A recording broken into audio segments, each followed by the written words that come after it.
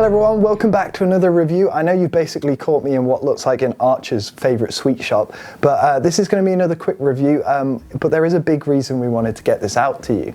So Bohning have took some time aside to make a very crucial and long-awaited Zen vane, designed for indoor shooting, but the reason it's so important is the low-profile design.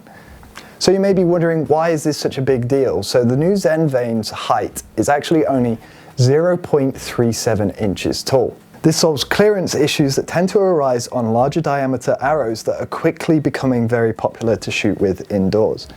A lot of newer bows that have been manufactured within maybe the past 1 or 2 years are also becoming set up to be very tight and compact, meaning there's a lot less space for an arrow to pass through without a fletching catching on a cable on its way out.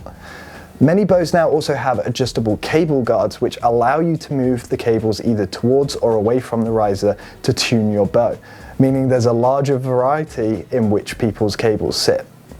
Many of the MyBow Pro staff and other professional archers are already jumping on this bandwagon because everyone sort of knew this is the sort of thing they needed within the archery indoor scene. So I spoke to Simon Scott and Carl Richards, who are both MyBow Pro staff shooters, to see what they thought about the vanes a little bit.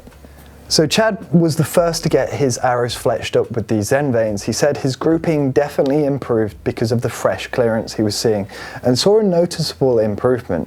I believe just recently too, he shot a personal best during a practice session. So is there any downsides to shooting a vane like this? Well, the length is still 4 inches long, which is quite optimal for a lot of shooters out there. A lot of people like 4-inch long vanes. So a good way to take a look at it is to compare it to the current most popular Bohning indoor vane, the killer vanes. So the killer vanes are actually 0.5 inches tall and have been having problems catching on people's cables. So we'll take a look at those. So we got our lovely friend Jez to get 5 arrows of his fletched up with the new Zen vanes. They both shoot almost exactly the same, we found, especially for indoor with no wind. You're getting hardly any difference. Just that pure benefit from the Zen vane being low profile and not skimming any cables.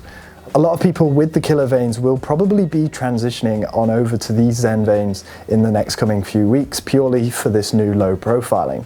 Now you may notice they actually look a bit like the outdoor vanes called air vanes, which are for field archery and are only 2 inches in length. But they follow the same format of being low profile, so I'd imagine Bohning saw some potential in the design of the airs and incorporated it into their new Zen versions. But a little note for you guys at home, if you are wondering what they're actually made from. They're pre-primed shield cuts and use the popular blazer material that most of Bohning's other vanes are cut from, so you can trust the durability of these just as much as any other vane they've made. The killer vanes seem to be a bit more flexible compared to the Zen, and it definitely feels a lot more like the way the airs do.